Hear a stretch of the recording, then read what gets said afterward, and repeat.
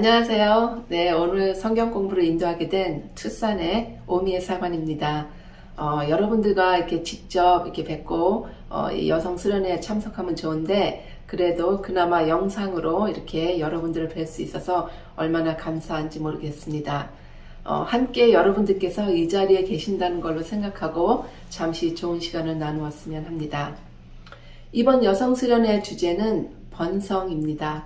번성하다, 번영하다, 그런 주제로 우리가 하나님 안에서 배우고 또 귀를 기울이며 어떤 삶을 살아야 할지 그런 주제로 저희가 생각해보는 그런 시간이 됐으면 좋겠습니다.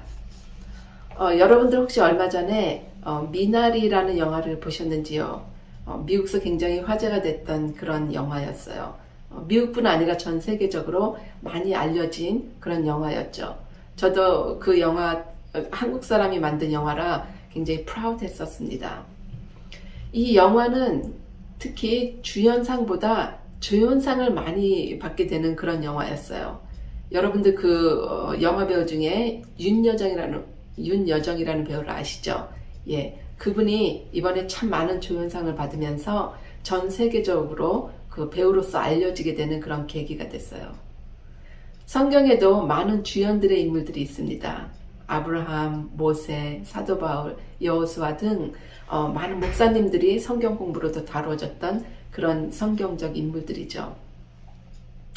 저는 오늘 여러분들과 주연이 아닌 한 조연의 이야기를 나누는 그런 시간이 됐으면 좋겠습니다. 크게 관심받지 못하고 사랑의 대상이 아닐 수 있는 한 조연, 한 여인의 이야기요.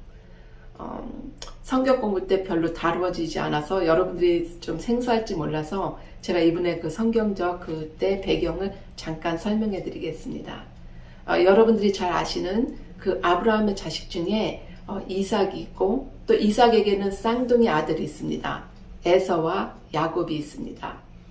그 야곱이 에서의 장자권이 뺏고 싶어서 약간 사기극을 만들어서 그 장자권을 뺏고 막 도망을 칩니다. 그 도망친 곳이 그 동방 땅 하란이라는 곳인데 그곳이 외삼촌이 사는 그 마을이었습니다.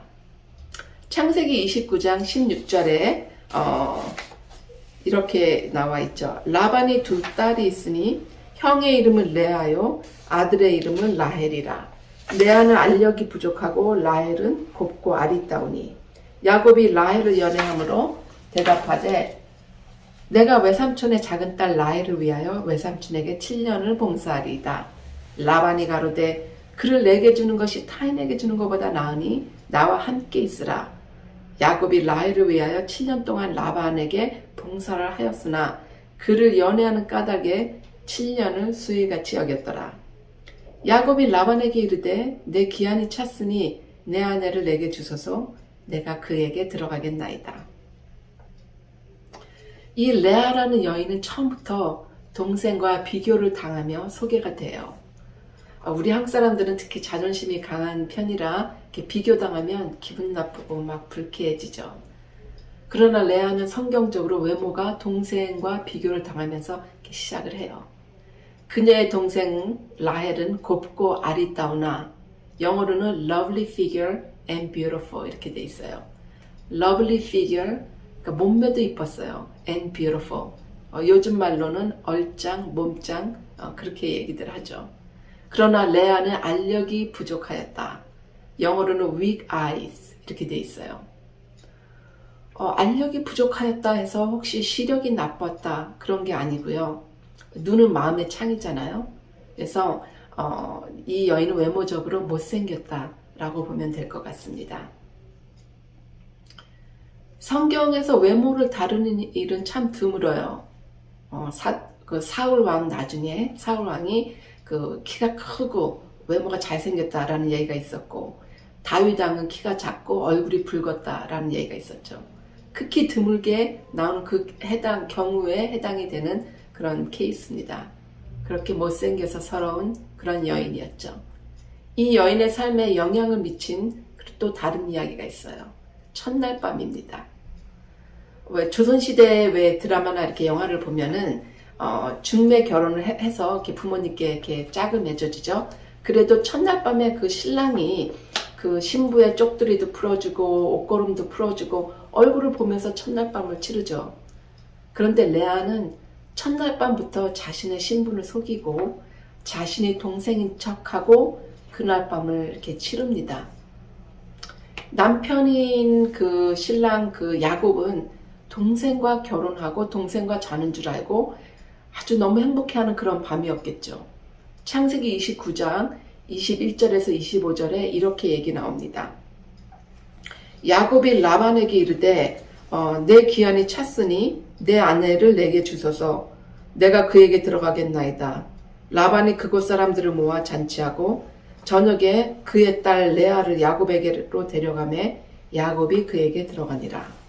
야곱이 아침에 보니 레아라. 라반에게 이르되 삼촌이 어찌하여 내게가 청하였나이까? 내가 라헬을 위하여 삼촌에게 섬기지 아니하였나이까? 외삼촌이 나를 속이심을 어찌함입니까? 라고 따집니다. 동생 대신해서 신혼방에 들어간 레아. 아마도 숨소리 한번 제대로 내지 못했을 것 같아요. 혹시 알아차릴까봐요. 그렇게 밤을 보냈으니 얼마나 긴장되고 그 밤이 얼마나 길었겠습니까? 두렵기까지 했을 것 같아요. 이 결혼은 본인이 진짜 원해서 했을까요? 한 여인에게 결혼이라는 일생에 있어서 가장 중대한데 그리고 정말 중요한 그런 선택이고 이런 결정이 아니겠습니까? 물론 이 시대는 생각해 볼 수 없는 그런 일이지만 그렇다고 아버지께서 강요해서였을까요? 어쨌든 신랑을 속였기 때문에 부끄럽고 긴 밤이 아닐 수 없었습니다. 저는 이 레아의 그 스토리를 보면서 참 좋은 시대에 태어난 걸 하나님께 얼마나 감사했는지 모르겠습니다. 사실 제가 생각할 때 모든 여성은 다 행복한 결혼 생활을 할 권리가 있다고 생각을 합니다. 그런데 여러분 중에 혹시 그 옛말 중에 여자 팔자 뒤응박 팔자라는 얘기 아시는 분이 있으실 거예요. 대부분 저도 어릴 때부터 들었던 얘기인데 그 뜻은 알았지만 뒤응박이 어떤 박인지 알아보기 위해서 제가 구글로 알아봤더니 그 뒤응박은 한 박인데 그 언저리에다가 이렇게 손에 이렇게 구멍, 이렇게 손이 들어갈 만한 구멍을 내서 그 속을 다 판 다음에 그 말리는 그런 말려놓은 바가지래요. 그래서 옛 어른들은 그 구멍에다가 곡식이나 그렇게 씨앗 이런 것을 이렇게 넣어가지고 처마 밑에 이렇게 달아놨다고 해요. 부잣집에서는 이제 뭐 쌀을 담아놓고 뭐 씨앗도 담아놓고 또 가난한 집에서는 이렇게 연물 같은 것을 달아서 이렇게 처마에다 걸어놨죠. 그 안에 들어있는 그 물건에 따라 그 뒤응박의 가치도 달라졌다 해서 뒤응박 팔자라고 이렇게 표현되어 있습니다. 물론 지금은 세대가 많이 바뀌어서 이런 극한 상황은 아니지만 그러나 아직도 여인들, 남편도 마찬가지로 어떤 사람을 만나느냐에 따라서 얼마나 사랑받고 사느냐에 따라서 그 삶이 달라지죠. 물론 얼굴의 모습까지 달라집니다. 그야말로 이렇게 팔자가 변하는 모습이 보입니다.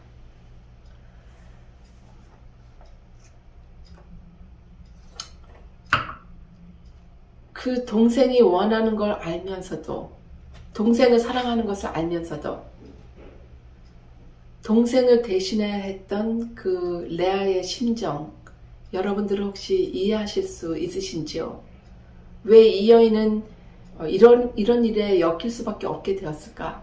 다만 아버지의 강요 때문에 순종하기 위해서였을까?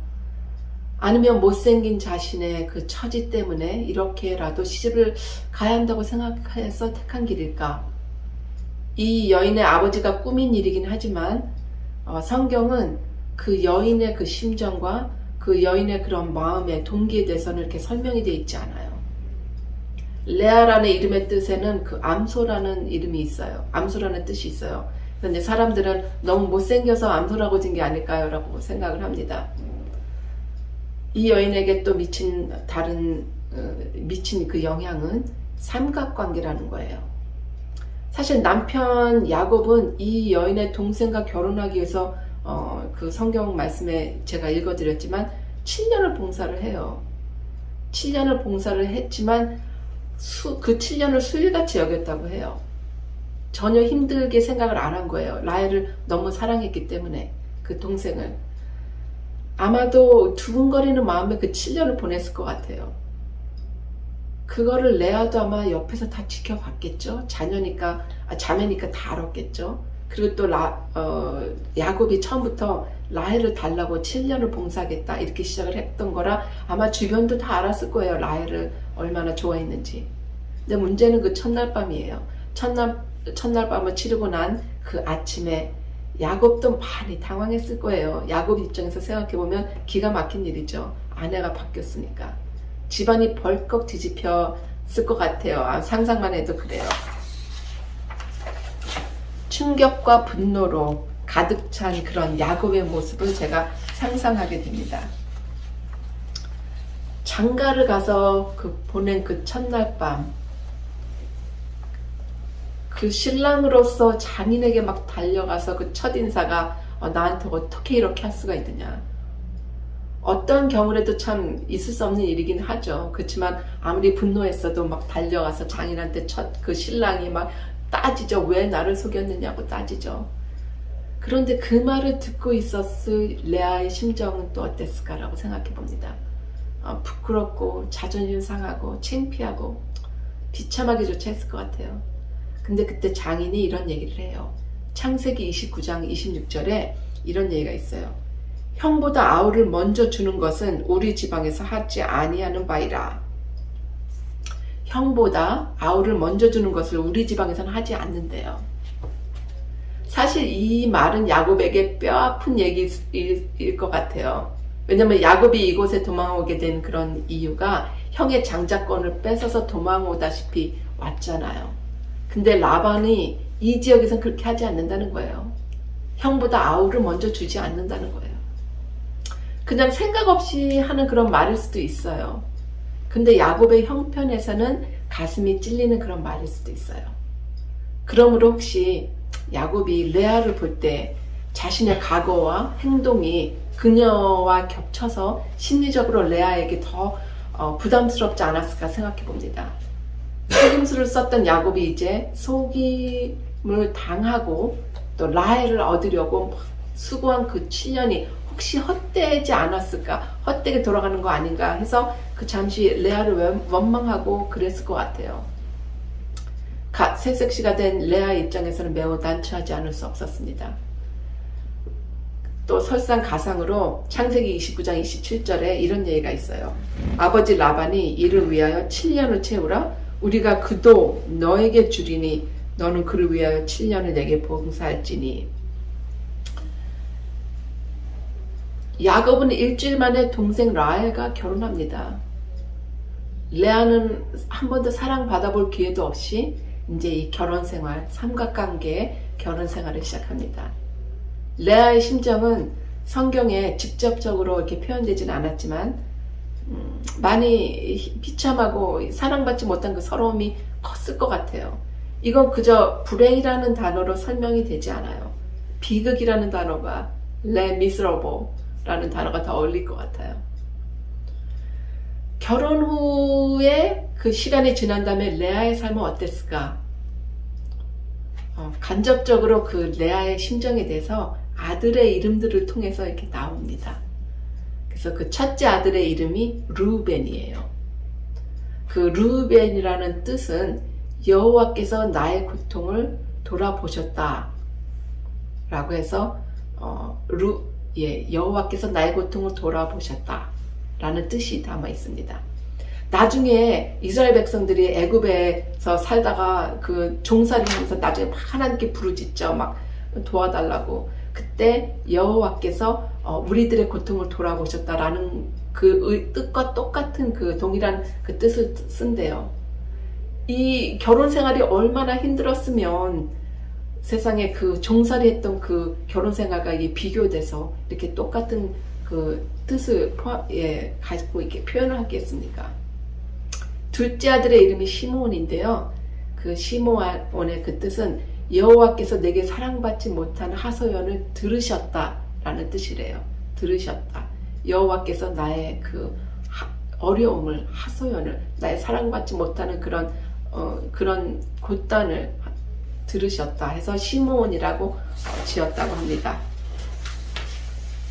셋째 아들은 내가 아들을 이제 셋이나 낳았으니 이제는 남편도 별 수 없이 나에게 단단히 메어지겠다라고 해서 연합이라는 의미에서 레위라고 지었습니다. 아직까지도 레아는 남편하고 연합하고 싶은 마음이 간절했죠. 얼마나 간절했으면 셋째 아들의 이름을 그렇게 레위라고 지었겠습니까? 연합한다 해서. 그리고 넷째 아들을 낳고서 비로소 레아는 주님을 찬양합니다 라는 의미에서 유다라고 지었습니다. 그렇다고 해서 남편의 마음이 돌아온 게 아닙니다. 남편이 뭐 다시 나를 사랑하게 되거나 다시는 아니지만 나를 사랑하게 됐다고 그렇지 않음에도 불구하고 레아는 여유를 갖고 주님을 찬양합니다. 넷째 아들을 낳고서. 레아는 자신의 삶 속에서 너무 불행을 생각하느라고 하나님께 감사할 여유조차 없었던 것입니다. 그리고 남편의 마음이 변하여 자신을 사랑하게 됐으면 하는 마음이 너무 계속 있었기 때문에 하나님께서 나에게 어떤 그런 축복을 주셨는지 깨닫지도 못하고 있었던 것입니다. 근데 넷째 아들에 와서야 숨을 돌리고 비로소 하나님을 찬양하는 그런 여유가 생긴 것입니다. 그래서 레아의 스토리에서 꼭 기억해야 될 그런 핵심 구절이 있어요. 저는 이 구절을 읽을 때마다 너무나 마음에 저도 막 그냥 위로가 되고 막 encourage 막 용기가 생기고 그래요. 이 구절은 창세기 29장 31절입니다. 창세기 29장 31절에 이렇게 돼 있죠. 주님께서는 레아가 남편의 사랑을 받지 못하는 것을 보시고 레아의 태를 열어주셨다. 주님께서는 레아의 사랑받지 못하는 걸 보고 계셨어요. 그래서 레아의 태를 열어주시고 라헬은 임신을 하지 못하였으나 이렇게 돼 있죠. 이 구절에. 이 구절은 하나님의 속성을 이해하는 데 많은 것을 가르쳐주는 것 같아요. 이 구절이 얼마나 위안이 됐는지 모르겠어요. 공평하신 하나님. 그녀의 아버지인 라반은 그저 물질 욕심 때문에 그 14년이라는 그런 그 노동의 대가를 받기 위해서 두 딸을 야곱에게 주죠. 그리고 또 야곱은 어땠어요? 첫날 밤에 자기가 사랑하는 여인이 아니라고 막 아버지한테 가서 따지고 레아를 미워까지 하죠. 그 원어에 보면 레아를 미워했다고 돼 있어요. 또 동생 라헬은 어때요? 남편의 사랑을 툭 차지하면서도 불구하고 자식이 없다고 해서 막 언니를 라이벌로 생각해요. 정말 그녀를 위해주고 생각해주는 사람은 그녀 주변에 아무도 없었던 것 같아요. 가족조차도 라이벌로 생각하고 그저 물질의 대가로 파는 그런 일들이 있었습니다. 레아의 삶에 유일하게 관심을 갖는 분, 가족이 아닌 하나님이셨습니다. 동생보다 못생겨서 서러운, 동생이라고 속이고 첫날 밤을 맞이해야 했던 기구한, 또한 남편의 사랑을 받지 못해서 처절한 이 여인의 삶을 하나님을 보고 계셨고 그래서 그렇기 때문에 그녀의 태를 열어주셨습니다. 이것은 하나님의 방법의 응답이었어요. 하나님의 응답이 야곱의 마음을 이렇게 레아에게 사랑하게 하는 것이 아니라, 그럼 또 야곱이 레아를 사랑하면 또 라헬도 또 비참해지잖아요. 하나님은 너무나 가장 좋은 방법으로 하나님은 은혜와 축복을, 위안을 베풀어 주신 것이었습니다. 우리가 이 세상을 살아가면서 어려운 시기들은 항상 오죠. 평안하고 행복하기만 하면 얼마나 좋겠어요. 그렇지만 어려운 시기들이 오죠. 그런데 그런 시간들을 보낼 때 저희가 불평할 게 하나도 없어요. 왜냐하면 불평하고 원망하기보다는 할 게 없는 게 하나님께서는 우리의 그런 어려운 처지들을 다 보고 계시다는 거예요. 그냥 우리가 설거지하다 한숨 쉬고 뭐 걱정을 하고 뭐 이런 것까지도 하나님은 다 내려다보고 계시는 거예요. 우리를.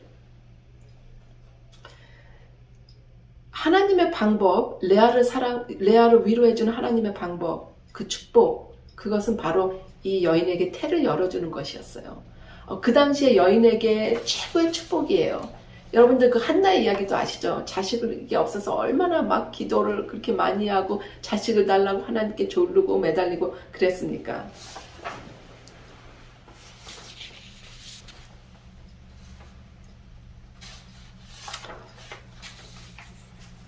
하나님께서는 공평하게 그 라헬의 또 태는 닫으셨어요.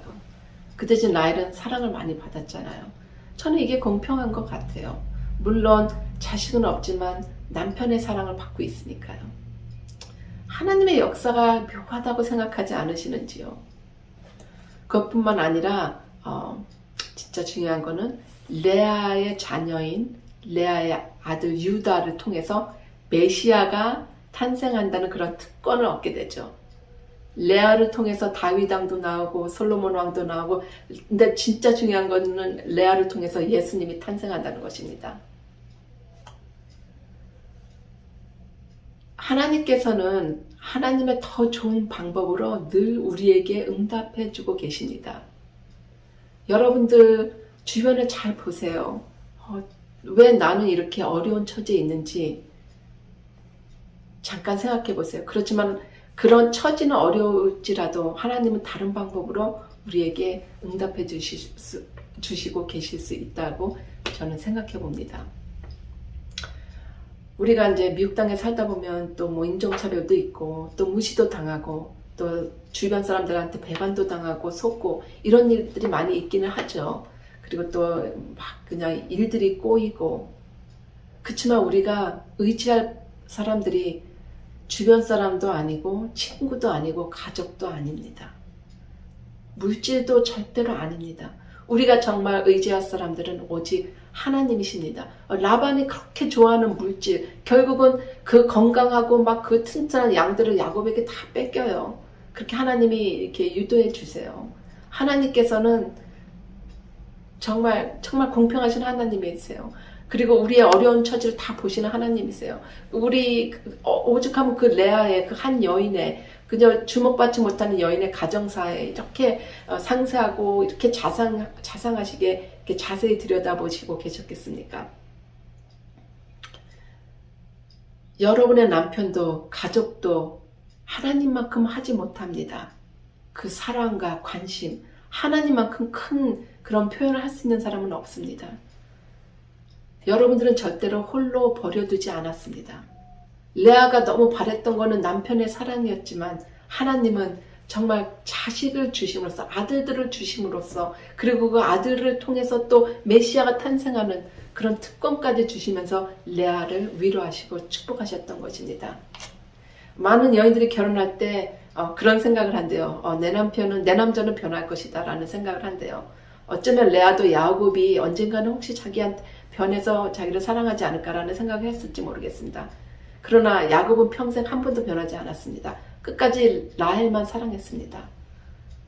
레아는 평생 동안 야곱의 사랑을 갈구했지만 그 메꿔지지 않는 공허함을 하나님은 메꿔주셨습니다. 하나님의 방법으로 메꿔주셨습니다. 레아는 남편에게 사랑받지 못했습니다. 그러나 하나님께 사랑받은 여인 레아입니다. 잠시 기도하시고 성경 공부를 마치겠습니다. 아버지 하나님 감사합니다.